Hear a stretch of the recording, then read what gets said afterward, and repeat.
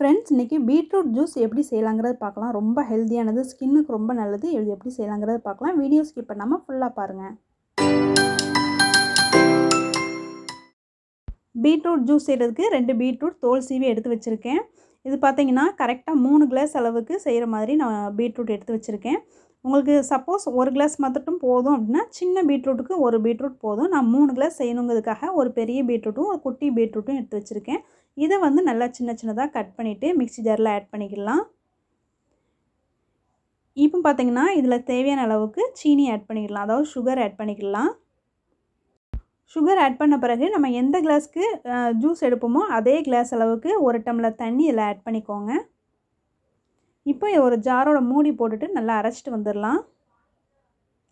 Okay, இப்போ நல்லா அரைச்சாச்சு. நெக்ஸ்ட்டு வந்து ஒரு 1/2 லிட்டர் அளவுக்கு பால் காய்ச்சி எடுத்து வச்சுருக்கேன். உங்களுக்கு எவ்வளோ பால் வேணுமோ அவ்வளோ பால் வந்து இதில் ஆட் பண்ணிக்கிடலாம். எனக்கு கரெக்டாக 3 கிளாஸ் அளவுக்கு தேவை அப்படிங்கிறதுனால பாதி தண்ணியும் பாதி பாலும் ஆட் பண்ணியிருக்கேன். இப்போ வந்து பால் வந்து 1.5 டம்ளர் அளவுக்கு நான் இதில் ஆட் பண்ணிக்கிடுறேன். டோட்டலாக எனக்கு கரெக்டாக 3 டம்ளர் அளவுக்கு பீட்ரூட் ஜூஸ் வர்ற மாதிரி நான் வந்து எடுத்து வச்சுக்கிட்டேன். இதையும் லேசாக 2 பல்ஸ் விட்டு எடுத்துகிட்டு வந்துடுங்க. நெக்ஸ்ட்டு பார்த்திங்கன்னா இந்த பீட்ரூட் வந்து ஸ்கின்னுக்கு ரொம்ப நல்லது. வாரத்தில் ஒரு 2 ட்ரிப் 3 ட்ரிப் நீங்கள் எடுத்துக்கிட்டீங்க அப்படின்னா ரொம்ப நல்லது. குழந்தைங்களுக்கும் கொடுக்கலாம்.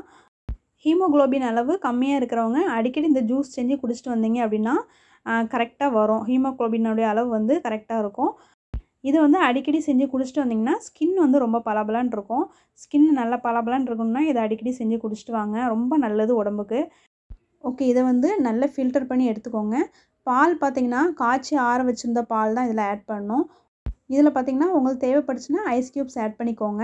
நான் வந்து குழந்தைங்களுக்கு கொடுக்குறதுனால ஐஸ் க்யூப்ஸ் இதில் ஆட் பண்ணல. சப்போஸ் சீனிக்கு பதிலாக நீங்கள் வந்து நாட்டு சர்க்கரை கூட சேர்த்துக்கலாம், உங்கள் விருப்பம்தான். இந்த வீடியோ பிடிச்சிருந்துச்சுன்னா லைக் பண்ணிக்கோங்க. லைக் பண்ணிவிட்டு என்னுடைய சேனலை ஃபஸ்ட் டைம் பார்த்துட்ருக்கீங்கன்னா மறக்காமல் சப்ஸ்கிரைப் பண்ணிவிட்டு பாருங்கள் ஃப்ரெண்ட்ஸ். இந்த ஜூஸை வந்து நீங்களும் வீட்டில் ட்ரை பண்ணி பாருங்கள். வாரத்துக்கு ஒரு 2 நாள் 3 நாளாவது இந்த ஜூஸை செஞ்சு குடிங்க. அவ்வளோ உடம்புக்கு நல்லது. கண்டிப்பாக ட்ரை பண்ணி பார்த்துட்டு கமெண்ட்டில் எப்படி இருந்துச்சுன்னு சொல்லுங்கள். நான் மறுபடியும் வேறு ஒரு ரெசிபியில் உங்களை மீட் பண்ணுறேன். இது வரைக்கும் நீங்கள் வீடியோ வாட்ச் பண்ணதுக்கு தேங்க்யூ.